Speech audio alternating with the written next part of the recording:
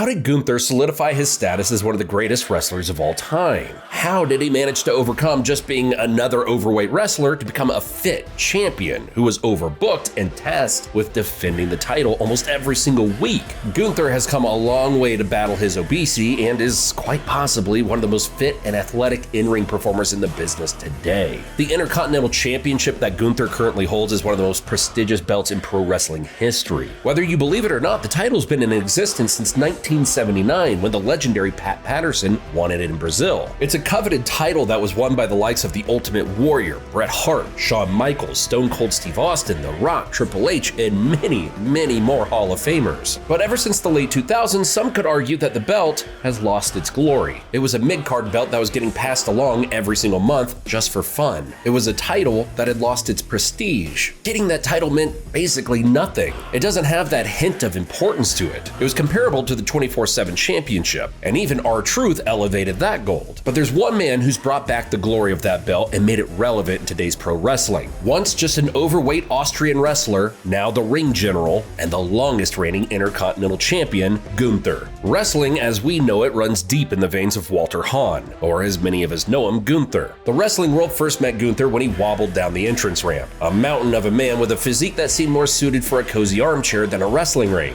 Fans affectionately referred to him as Big Daddy Walter, emphasis on the big. His wrestling attire? A customized singlet that looked more like a deflated balloon than a garment designed for athletic prowess. He was relatable because, let's face it, he looked like one of the guys with just an average, or better yet, overweight physique. He started his illustrious career in Westside Extreme Wrestling in 2007 in a 16-karat gold tournament as he made his debut under the name Walter. Even when he was in high school, Walter was always the big guy in the room, and he was near 300 pounds as a younger man. That's more than the beast incarnate himself, Brock Lesnar. Walter soon became an indie spectacle all over the world. Despite his size, he was surprisingly agile. He won major indie titles over the years like the WXW Unified World Wrestling Championship, which he lost against El Generico, who was known by the hardcore wrestling fans out there as Sami Zayn. He also got his hands on the Big Japan Pro Wrestling Strong Heavyweight Championship, which he defended against the likes of Tommy End, better known as Aleister Black, and he jumped into various indie promotions such as Progress Wrestling, Evolve, Pro Wrestling Guerrilla, and Defiant Wrestling, playing up the persona as the dominant big guy who seemingly steals your lunchbox at school. He's just that massive dude who has bad intentions written on his face. At least his physique was still better than Chris Jericho's. And speaking of Chris Jericho's physique, check out this video about how I compare Vince McMahon's fitness regime with Chris Jericho's fitness. The link's in the top right corner of this video.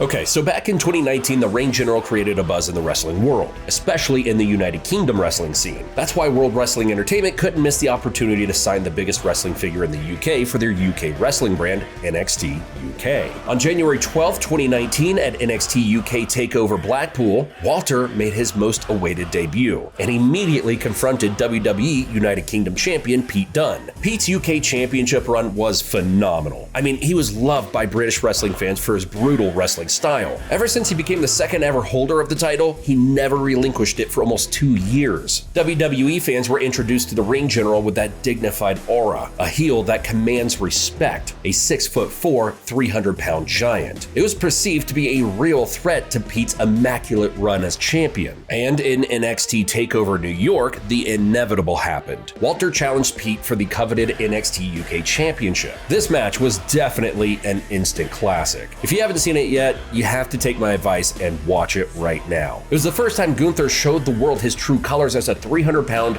nimble wrestler who wrestles like a cruiserweight. His style of wrestling was something else. He specialized in a brutalist style based on grappling, strikes, and surprisingly high-flying moves. I mean, he destroyed Pete with a crushing move from the top rope to finish the champion's legendary run with the title. Now, it was Walter's time to have an historic run. Walter used every bit of his body to defend his title. And let me remind you, his body was not built like the wrestlers we used to watch. He's not built like Brock, The Rock, or even John Cena. He was just Walter, being himself, regular Joe Schmo, rocking that dad bod. I am pretty sure many dads supported Walter because of his physique, which they hailed as peak athletic form. In his rematch with Pete, we were introduced to Fabian Eichner and Marcel Bartel, known today as Giovanni Vinci and Ludwig Kaiser, to form a fresh heel faction that would wreak havoc in the WWE, Imperium. Imperium, with their Reign General Walter, made sure that the UK title would never be touched by any other wrestlers ever again. Walter dominated the NXT UK and demolished every single threat to the title. Ever since he stepped foot in that WWE ring, he dominated. And he did that with the UK title, holding it for an historic 870 days, the longest reign in WWE history since 1988. That was at least until Roman Reigns, the part-timer, surpassed that number in January of 2023. Ultimately, all reigns must come to an end, and for Walter, it happened on NXT TakeOver 36. He dropped the title to the up-and-coming NXT superstar Ilya Dragunov, ending his historic reign.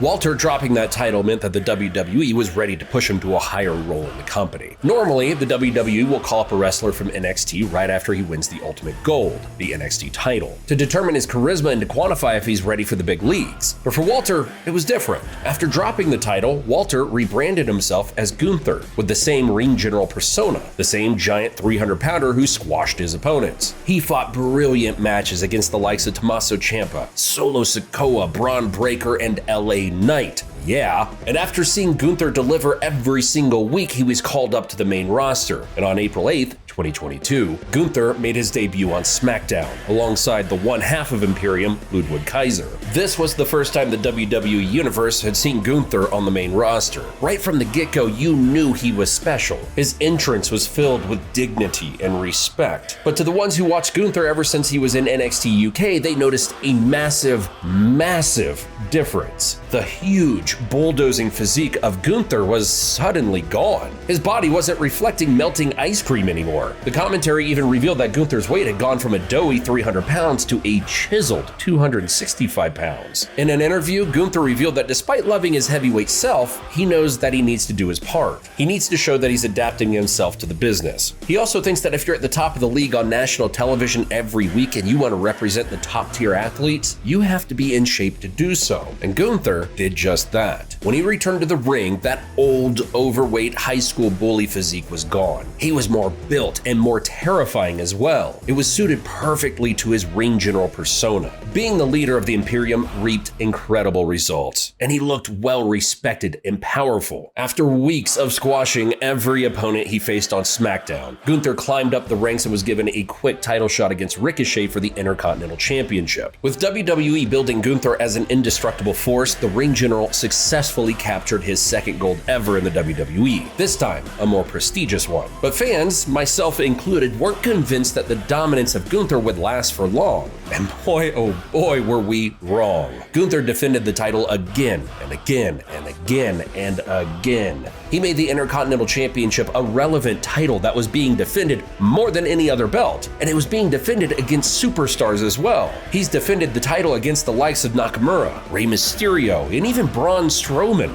But the very first highlight of his run with the Intercontinental Championship was against Sheamus at the Clash of the Castle Premium Live event. It was just so awesome to see these two men brawl. And again, take my advice and go watch this match again, because it was a certified banger. It was even rated 5 stars by Dave Meltzer. Fans were not used to seeing the Intercontinental Championship being defended every single PLE. Gunther's reign has just been phenomenal. He even went runner-up in the 2023 Royal Rumble, and at WrestleMania, his title match against Sheamus and Drew McIntyre might have stolen the entire night. With everybody expecting Gunther to lose his title once and for all, he stood alone, on top of these two bona fide superstars, and won his WrestleMania moment. Again, watch this match. It will put you on the edge of your seat, trust me. It was awesome to see this champion defend his title. He was defending it anywhere, on some random episode of SmackDown, on PLEs, heck, even on live events. He was defending his title. Believe it or not, Gunther has defended his title 89 times during his reign, including the defenses on premium live events. He's just that guy, and WWE isn't planning to strip Gunther of that title anytime soon. It suits him so well. Just imagine a guy who is well over 300 pounds, put in the work, and became WWE's most prized champion today. It's exciting to see what's on the horizon for Gunther in the WWE after his historic Intercontinental title run. Will he go on to have yet another dominant run as the WWE champion anytime soon? I can't wait to see what happens in 2024 for Gunther. Thanks for watching, and I'll see you in the next one.